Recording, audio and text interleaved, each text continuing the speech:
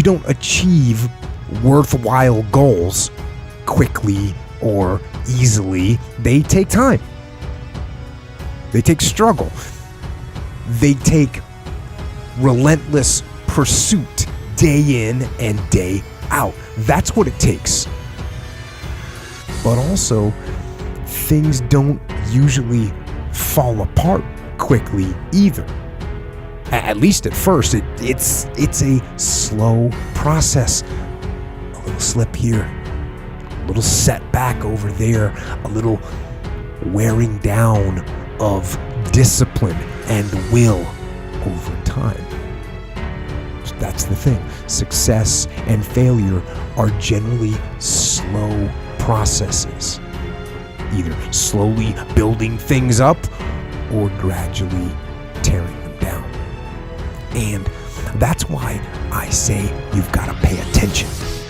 You have to watch. You have to watch every single second, because those seconds, they turn into minutes, and minutes turn into hours, and hours turn into days, and days turn into years.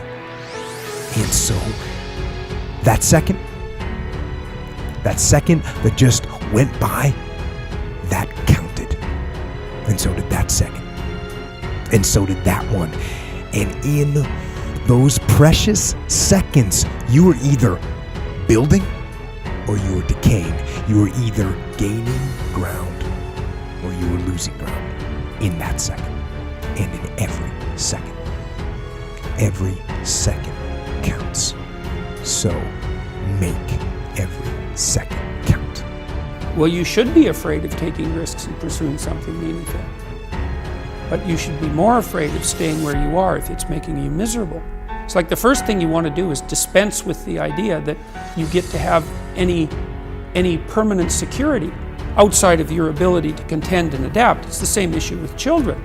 It's like you're paying a price by sitting there being miserable. You might say, well, the devil I know is better than the one I don't. It's like, don't be so sure of that.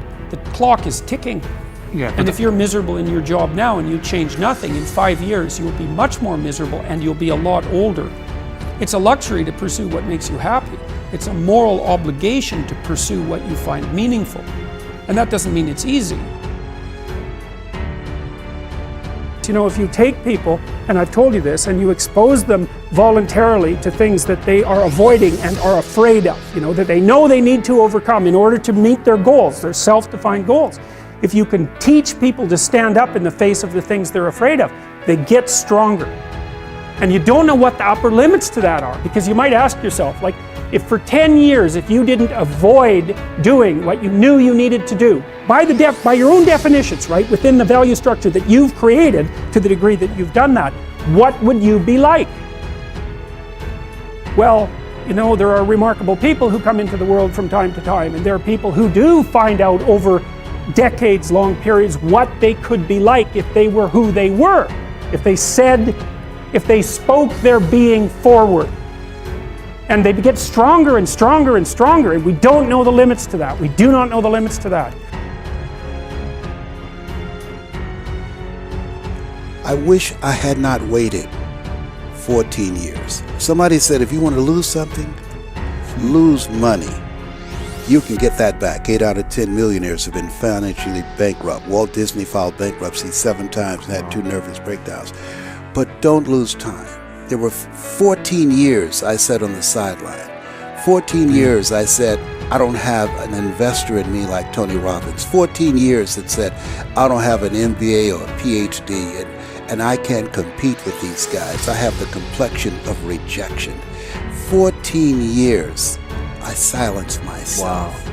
And so I regret that, because there's some people that maybe if they'd heard my voice, they would not have turned to drugs.